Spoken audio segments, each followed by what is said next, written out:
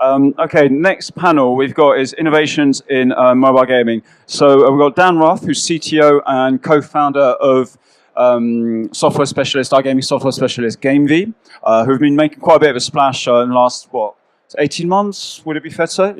Yeah. On the B2B front and getting out there, and also different marketing, agile technology, and the like. And we're very last minute participant. Very pleased to have him. We've got Adam Wilson, who's one of the founders of Bookee.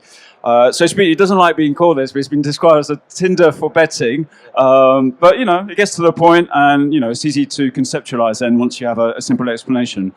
So it's all about innovations in mobile gaming. Obviously, we've got a mobile, more like casino gaming specialist in Gamevy, maybe, and then obviously a betting mobile specialist in Adam. So we've got two decent verticals there to talk about. How does it relate to the market? How does it relate to affiliates, marketing, user experience, so on and so forth.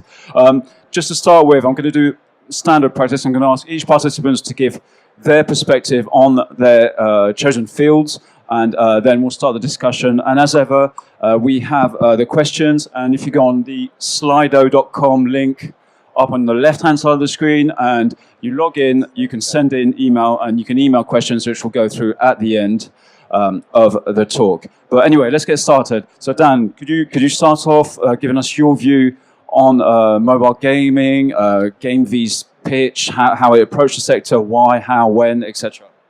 Sure, thanks, Jake. So I think, firstly, one of the things that we do at Gamevy is remove the word mobile from the equation, firstly, and we start right back at the basics and start to think about the insights that we're looking for. What can we learn about the players that we're trying to target? And so the device that we're targeting is agnostic in the first place. And so we start right back at looking at the data, looking at what's out there, looking at the people that we're trying to target, and then starting to think about how they're actually going to interact with the content. And that's when we start to think about the devices, and that's when we start to think about the insights and where and how we're going to place stuff on screens, and what time of the day they're going to be using these sorts of things, and so what's important to them, I think. Okay, Adam. Hello, everybody. So we actually went the other way, and we think only about mobile. And when you think about betting on a mobile phone, we thought that all of the traditional sports books had taken a desktop product and they squeezed it onto a mobile interface, maybe as a consequence of the technology available when there was a race for mobile 5-6 years ago. But it's left the market in a place where you have a series of applications that are generic. So every one of these guys operating it has a sports book that looks pretty much exactly the same. And that's not because that's what the user wants. It's because they're putting the products and the markets that are the highest grossing for them front and center of the app, and they're not thinking about what's the best user experience for the customer.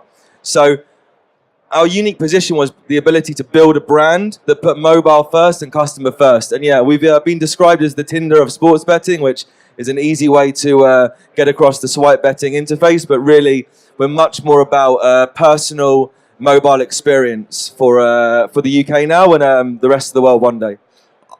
So I'd echo what Adam's just said. I think we just start slightly further back and then come back. I think it's massively important. I think you're right to think about mobile and consider it as something very, very different from a standard web-based desktop approach. And you're right, there's a whole heap of content that just gets chucked onto a mobile phone and just not, it's just not accessible, and it certainly doesn't excite. And so I think that is the mistake that everyone's making today. I tend to argue that you need to start before then and understand the customer and how they're going to interact.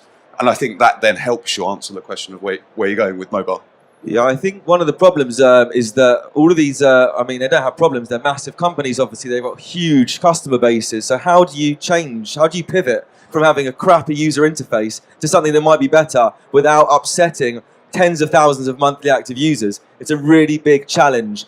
It's a challenge for them. They're okay. They're still making loads of cash, but it's an opportunity for smaller brands to put user experience first. And that's the opportunity that we have started to take, as I said, in the UK. Adam, obviously just picking up on that. So obviously the reason, like you say, the reason the bigger players put certain products and their interfaces a certain way is because they tend to be the highest highest margins and so on and so forth. But I mean, for a startup, that's not doing that. I mean, how do you? Surely, doesn't that call into question your business, your revenue models and stuff like that? No, I mean, actually, our margin has been a lot stronger than a traditional sports book because we're targeting a recreational punter. So if you log into it, regardless of how I bet, I bet on Tottenham and I lose most of the time because I'm an emotional bettor. My business partner would bet on NFL and he'd win. He's over there cheering at the back because he bets with his brains. And when you log on to a 365 or a Hills, you'll see something like horse racing or Algerian League 2 in-play betting. And the fact that there's no personalization means that people are becoming more frustrated with it when they log on to it. If you go onto your Facebook feed and you see the same, if Dan and I had the same Facebook feed, something very unusual would be happening there. So why do we have that for betting? We know enough about the customer to be able to serve them information and content that's interesting to them and curated that might be interested they don't know about and still maintain a good gross margin. And this is exactly the insight piece that I'm talking about. It's understanding that there are millions of people coming to your content, but that furthermore, each of those people is very different, and consequently, you really do need to use the word you've just used, curate the experience for them, and it should be individual, but it should be targeted at the device that they are choosing to consume that content through. I've just spent the last 3 days at ICE and everyone's talking about millennials. And I attended a talk that was run by the head of online sport at the BBC. And he made a really interesting point about, dual screen consumption, which is that everyone presumes that the television is the primary device and that the mobile device is the secondary. And that in actual fact, what's happening is the mobile device is becoming the primary and the television is becoming the secondary. That's a really interesting piece of insight for sports books, for large betting operators to think about how they're delivering content now. From our games perspective, we have to ensure that we're coming at it mobile first because we need to ensure that the person is being delivered an experience which captivates them with all of these other things vying for their interest. Yeah, millennial is a wildly overused word, obviously. What is a millennial? They say it's someone that grew up during the turn of the millennium, so 1980s and onward, I think. I'm a millennial just about. Millennials, we don't engage, or I certainly don't. I have the attention span of a fly. I flick between Facebook, Instagram, Snapchat, Twitter, and go round and round and round and round. And in order to, you've got to have something special that first of all, the application you're using has to be fit for purpose on the device, exactly like you say. And having loads of information squeezed onto a mobile phone isn't conducive to content curation. And that's exactly the type of market that we're targeting as a millennial. They have short attention spans. They're used to content being served to them rather than working hard. I'm lazy with the way that I look at stuff, admittedly. And that's exactly the type of challenges we wanted to overcome and the problem we wanted to solve. Okay.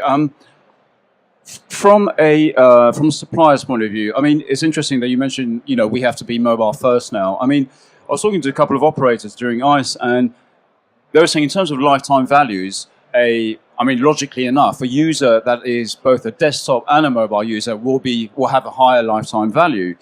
Does that mean, the mobile-only specialist is also missing out on a big chunk of revenue? I mean, or is it the future and you just have to go with it?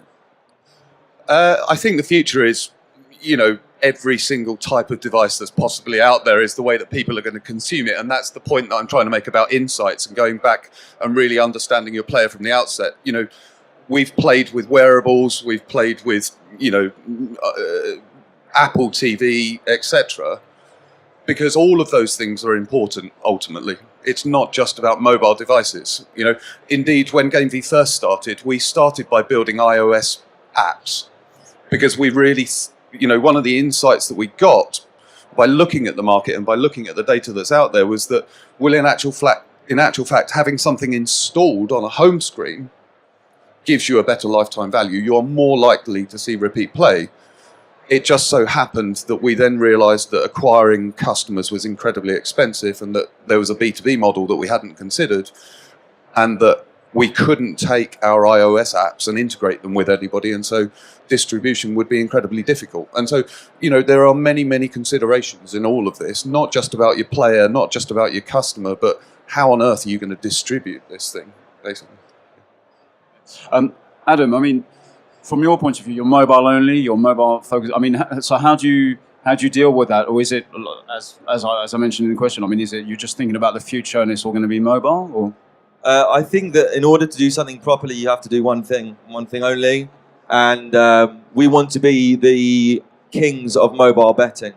And I think that people struggle. Other companies have suffered because they're trying to diversify too much. Someone picks up a keyword or a buzzword in the industry, personalization, gamification, and then they'll throw a bunch of money at that and do it badly, or do it kind of not too badly, and not have it as their main focus. Whereas we decided to change it and have our own playbook and say, we want to concentrate just on mobile. We don't even concentrate on tablet. So we do all of our marketing targeted to mobile, and we make sure that when we're doing mobile, we do it properly. So we know all the feedback we're getting is about one device and one device only. It's maybe not the right way, but it's the way we're doing it. It's slightly off topic, but I think that is a problem that every single startup that I've ever come across has, which is focus. You've got to pick. What are you going to do? So for Gamevy, we are delivering innovative, new, instant win games. Every time we go and do a distribution deal, people say to us, well, what slots have you got? We're just not interested in that product group. We don't think, interestingly enough, we have started to think about how we might do it differently, but that's because we have now worked out that there are 3 key offerings within our portfolio that we think actually increase engagement and increase repeat play, etc. So those are the 3 things that we're focusing on. Now, how do we innovate with those 3 things in mind? So mobile first, I think that's just a given. The BBC Sport thing that I attended said that 80% of the content that was consumed at the Rio Olympics delivered by the BBC went via a mobile device. 80%. 80%. Yeah. Wow. So London 2012 was the first digital Olympics.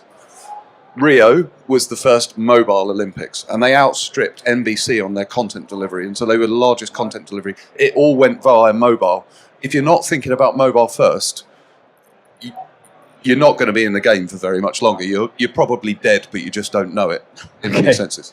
Adam, I mean, obviously, in terms of being a startup focusing on mobile in a very competitive market that is the UK, I mean, obviously, we're addressing affiliates in this conference. I mean, what is your relationship with affiliates in terms of how you sell them the concept, and also how do they market it in terms of getting traffic to you? But also, how do you compete with the big guys who also have their apps and are active in the market themselves?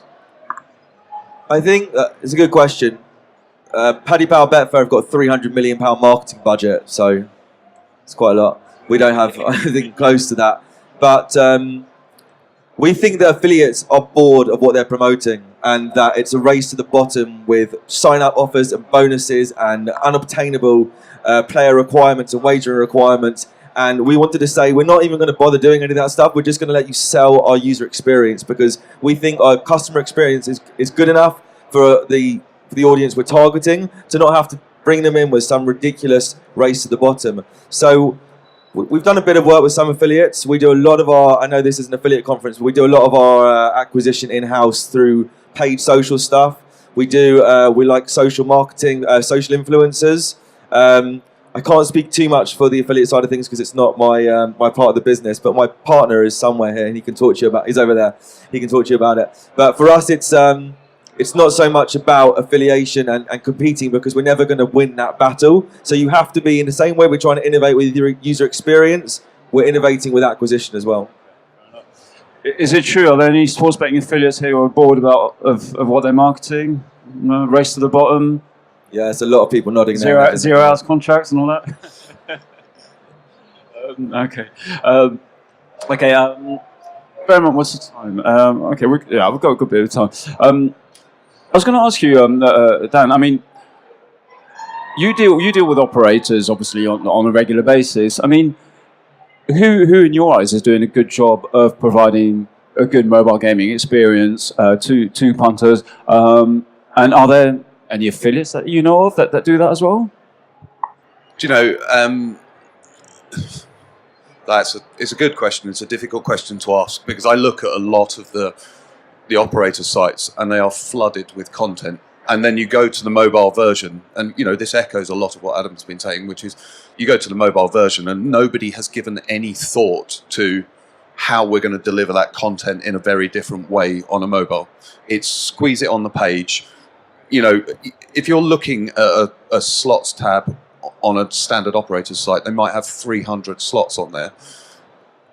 That doesn't necessarily translate directly to a mobile experience. It just doesn't. And so how are they doing it? They're using ranking algorithms. But just because one person likes Starburst, it doesn't mean that they won't like our game, Boss the Lotto, which doesn't perform as well. And so how are they vying for attention? And of course, then you start coming back to, split testing, multivariate testing. And the honest answer to your question about which operators are doing it well is that I haven't come across one that I have felt was doing it in a really interesting way as yet. Okay. I might just have completely missed them. I'm willing to, next to be told door. otherwise. Pardon? All right. Yes, I beg your pardon. Sorry. Yeah. I mean, but it's interesting that you say about the content because, I mean, even on a desktop, I mean, it's true. You go to an online casino, it's just flooded with games. I mean, it's games from because also the age of having just one exclusive supplier is long gone. But at the same time, you talk to the operator and they'll say that's what the customers want. Yeah. They want the numbers, they want the variety because if they stop playing Starburst, they can go and play something else. So I think what's interesting is that a lot of the distribution deals that we're doing at the moment come through very large aggregators. The very big ones out there, and we of course we have a personal relationship with the operator, but it's very difficult for us to then start to think about how do we engage with you differently? How do we engage with your player base? Betson, as an operator, have just done a piece of work with us, a bespoke piece of work to deliver some scratch content to their players. And the reason that we were able to they did that with us, that we were able to do it was because we were fast and agile. We've delivered the content, but it's not necessarily been directed at the right people as yet. And I think that that's the piece where when we start to move into a direct integration world, and we are slowly chipping away at that. So, you start off with a big aggregator and then you actually move into the space where you can do something direct. That's when you can actually start tying into their own insights about their customer base and start to target people. And that's both from a mobile perspective, because of course our games are, interactive, experiential based. And so that's where you're targeting and that's where you're trying to drive your traffic to the mobile experience, I think. Yeah, and I guess once you've got a closer relationship maybe with the operator. Right, and I think you have to do one before you can do the other. So you need to prove yourself, sadly, and then you've built a trust-based relationship in which you can start to say, let's do something a bit different. Are there any affiliates here who do mobile only? Or who operate only on mobile? No? Okay, interesting. Okay. And Adam, so run us through exactly. I mean, you say, I'm going to play devil's advocate here, but a lot of operators say we curate the content, we do personalization like no one else does it. I mean, so run us through exactly what you do. So let's say I'm a punter on Bookee. I've bet, I don't know, on Man City, on Liverpool, on Chelsea. So no regular pattern. How are you going to target, me? How are you going to make me offers that will entice me and I think, yeah, that's a good market. I'll go for that. Yeah. So there's without going into too much detail, there's a kind of ranking algorithm that weights different sports and markets and propensity to bet on different markets based upon what you've done, and we'll use that to serve you. So Bookee's comprised of obviously bets in a screen that you can swipe, and they go into what we call decks that are bets pushed together, and depending on how you're betting, we'll serve you different those different types of decks with bets in them at different times. So it's quite complicated, but it's we're not that good at it yet either. It's like it takes a long time. We've only been around for I guess 9 months, so it's about learning what your customers are doing, understanding what they're doing. We call up all of our customers to get feedback as well and tell them what they hate about the app, which has been really interesting and good to get feedback, and quite offensive sometimes. But I've always called it humbling. Yeah. I mean, you're right. I mean, sometimes it's and they tend to be not too shy about telling you as well. Yeah, but it's true. I mean, you need that kind of feedback to be able to move forward. Okay. Well, look, we're coming into the last 5 minutes of the panel. Does anyone have any questions? No? You're not interested in mobile gaming at all?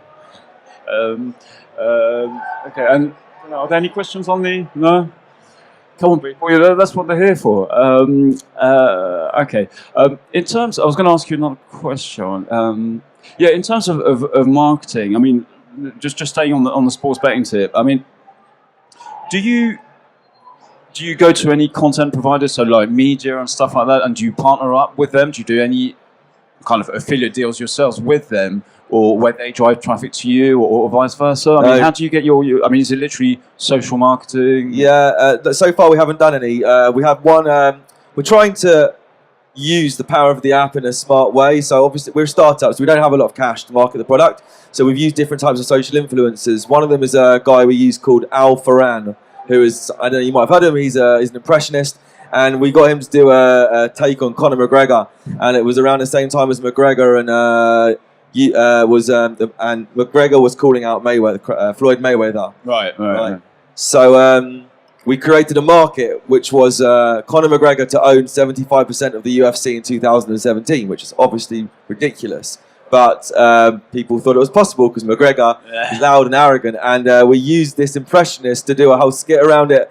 And it went viral and it's had 2 million views. And you use that to kind of kickstart and accelerate the acquisition. So we're trying to do different innovative things. Like I said earlier, we don't have the cash that any of the guys in here have at this point. So it's about coming up with innovative ways on mobile. One of the features we have is called Split Bet. So it's a bit like Uber Split Fare. So it gives us the ability to tap into a user's, they have to obviously opt into it, tap into their contact list. So if there's a bet which they think that, if, let's say I know that you support Arsenal and I'm looking at a market and I think Dan might be interested in a bet, I can go to my phone book and I can send the bet to Dan and he can split it with me in the same way you can split a fare on Uber. So that does two things. It's a network effect, so it naturally increases our users, and we can give the customers the ability to earn from it. It's a refer and earn program, which I think a lot of gaming companies have been trying to crack for a long time, but no one's actually nailed it. I don't know if you. So you mentioned this. We've actually been playing with the idea. So Gamevy's background, we started looking at UK television game shows and wondering why nobody had really taken television game shows, new television game shows, design their own content online. If you look at Who Wants to Be a Millionaire, the idea of phone a friend, we were going to use that in a similar way. So you're playing a game, you're stuck on a question, you can refer a friend to answer the question for you. You get to carry on in the game. They get to start another game. It's, there are parallels between that and splitting the bet, and really simple little ideas, but doing something very different. And I think, the term that was used earlier, the race to the bottom, in order to stand out these days, you've got to be doing something a little bit that you've got to put some thought behind it. And I think, there are a lot of people that I meet in various other startups which are just, throwing stuff at a wall to see what sticks without really engaging. And I think to bring this all the way back to the thread of this conversation, I think both of us would urge that, if you do anything, put mobile thinking at the forefront of what your design process is doing in order to better engage with your customers and drive more traffic, essentially. It's interesting what you mentioned, Adam, about what you did with Conor McGregor and the split bet, because I mean, again, during I was listening to a sports betting panel and they were saying, consolidation is killing innovation, and some people were saying, well, apart from cash out and in play, there's been no innovation. And I kind of piped up in my journal hat and just went like, well, actually, match betting is an innovation of a kind. Oh, it's costing the bookies a lot of money, but stuff like social marketing, where it goes viral, where it drives traffic to you guys, and then things like split bet. Okay, there might not be it might not be a main currency for your traditional bookie, but for startups like you, that is a lot of how you generate your traffic. I thought it was a good point. Okay, all right. Does anyone have any questions? We're about to wrap up. Yeah? Okay. We'll get you a mic over. Would you mind just, if you ask any questions, if you could just, oh, hang on, we'll just go there first and then we'll come to you. If you could just introduce yourself, just say which country you're from and if you're an affiliate or an operator and so on. Hi there, I'm just a data specialist, bit of a discovery journey for me here. So can you speak closer to the mic? We can't hear you very well. My name is Michael, I come from Sports Marketing Intelligence. Get closer, yes. Can you hear me? Yeah. Yeah? Very simple question. You mentioned that on occasion you might be picking up the phone to understand people's views about the user experience, right? I was just curious as to how much research you actually do, either qualitative or quantitative, before you actually start doing something behind which there is some thoughts, as you were quite rightly saying. I'm just curious as to how much you actually do of that yourself. Okay, so he was asking, yeah, I mean, you mentioned you sometimes you pick up the phone to your customers. I mean, and he was just asking how much research do you actually do, qualitative or quantitative, to find out about the market research. I mean, how much do you actually do, and how much, I guess, digging have you done before launching certain things? We spent the first 6 months researching, walking the streets of London at some points, talking to people, asking them about their betting patterns. We bought reports. We did a massive amount of research. Because we're a startup, we had to prove to our investors that we were not just living in dream world about talking about building the Tinder for sports betting. There was actually some merit behind what we wanted to do. And after we built the product, we then have a very a direct set of questions we ask all of our customers in order to figure out which parts of the whole funnel, into going from how we acquired them to how the app works, which parts are working for them. So yeah, we take a very scientific approach to feedback. For us too, I mean, when we started Gamevy, we found a website that listed 3,000 television game shows. We went through each and every single one of those to understand the mechanics within the games. I ended up spending 3 months watching television game shows, which was odd, frankly. He's still not recovered. Yeah. In respect of the games that we do, each and every one of the games that we create, we go through a 2-week period, which is pretty intensive. Looking at what else is out there, looking at who's doing it well, who's doing it badly, talking to people that have played those games, and really trying to look for, well, where's our edge? What are we going to do differently? Why is ours going to be better? Right? And yeah, qualitative and quantitative, you have to start there. And then all the way at the back at the beginning, I was talking about insights. It's those insights that you draw. It's not the data that you don't necessarily make decisions on the data, but you look for insights, look for common threads, and apply that in your design thinking going forward. Okay. There's another question. Yep. Just Aaron. Hi, thank you. I'm an operator. I'm interested in your thoughts on mobile web to app. For us, it was about UI. We couldn't get the quality of UI we wanted on web. Very simply, the technology's not quite there yet. It's definitely going to be there in a year or two. So for us, we went with React Native, JavaScript and React Native framework because it gave us the, I talk like I'm a developer, I'm not, I'm just, but I know from speaking to my development team, that gave us the best possible user experience. Web traffic's a lot cheaper, obviously, and you can be more agnostic in who you're targeting. So it was a big decision for us, but ultimately we decided to start native. And at the time when the technology is strong enough for us to have the quality of user interface, then we will branch out onto web. I think there are trade-offs, basically, and I think that Wrapper, a web-based game, take our games, they all are HTML, Pixie, etc. And we were speaking to a company very recently who's sadly just gone bust about delivering our games to a Android app store, and we were able to wrap our games in pretty quick fashion without compromising the experience. But there were certainly trade-offs in terms of memory management and overheads and those sorts of things. It's about discovery as well, though. So bear in mind that if you're just going the web-based approach, you're not in the app stores, and thus you're missing out on a whole bunch of discovery that you can't tap into. Thank you. Yeah, I mean, I think actually just picking up, I imagine you're referring to Betcade.